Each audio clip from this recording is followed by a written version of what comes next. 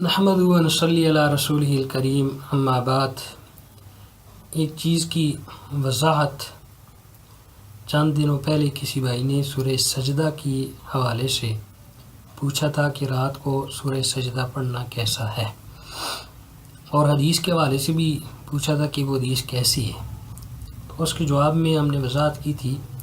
کہ وہ حدیث ضعیف ہے، سنن ترمذی میں موجود ہے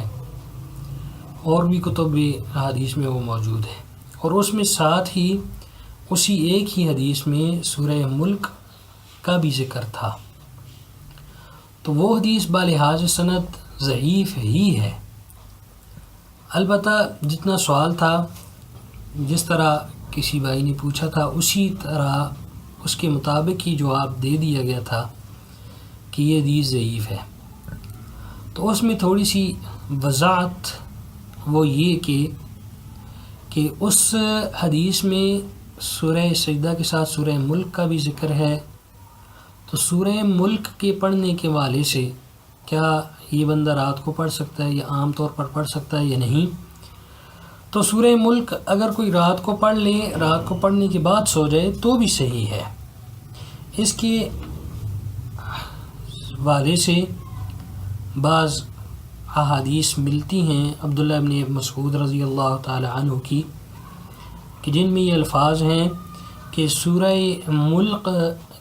کی فضیلت کے حوالے سے کہ یوتا رجل من جوانب قبرہ، کہ آدمی کی قبر میں قرآن مجید کی ایک صورت جو کہ 30 آیتوں والی ہوگی، وہ انسان کا دفاع کرے گی یہاں تک کہ وہ شخص عذاب سے بچ جائے گا۔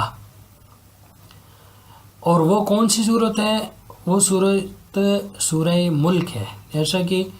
امام بہقی رحمہ اللہ نے اس اثر کو دلائل النبوہ جو امام بہقی کی کتاب ہے اس میں ذکر کیا ہے، جلد نمبر 7 صفحہ نمبر 41 میں اس کی سند حسن ہے۔ اور عبداللہ بن مسعود رضی اللہ تعالی عنہ خود ہی فرماتے ہیں سورۃ تبارکہ یا المانعۃ تمنع باذن اللہ من عذاب القبر، سورہ ملک اللہ کی اذن سے عذاب قبر سے بچاتی ہے۔ اس بات و عذاب القبر امام بہقی کی کتاب ہے، اس میں یہ موجود ہے، اس کی سند بھی حسن ہے۔ اسی طرح خالد بن معدان ایک تابعی ہیں، وہ سونے سے پہلے سورہ سجدہ اور سورہ ملک پڑھ لیا کرتے تھے۔ یہ تابعی کا ایک اثر ہے، وہ پڑھ لیا کرتے تھے۔ تو اگر اس کو سامنے رکھ کر کوئی سورہ ملک کی تلاوت کرتا ہے تو اس میں کوئی بھی حرج نہیں ہے۔ البتہ جو حدیث کے حوالے سے جو پہلے کسی نے پوچھا تھا، تو وہ حدیث اتنے ہی سوال کے مطابق ہی جواب دیا گیا تھا کہ وہ حدیث صحیح نہیں ہے، ضعیف ہے۔ البتہ سورہ ملک سونے سے پہلے پڑھنا، یہ صحابی نے اس کی فضیلت بھی بیان کر دی ہے، تو اس لحاظ سے ان فضائل کو سامنے رکھتے ہوئے اگر کوئی رات کو سورہ ملک پڑھ کے سو جاتا ہے تو اس میں انشاءاللہ امید ہے کہ یہ فضیلت اس کو بھی حاصل ہوگی، اور عام طور پر جو سورہ ملک پڑھتا ہے اس کو بھی یہ فضیلت حاصل ہو جائے گی۔ البتہ یہاں یہ بات بعض لوگوں نے پھر وہ اس سوال کے جواب میں جو ہے نا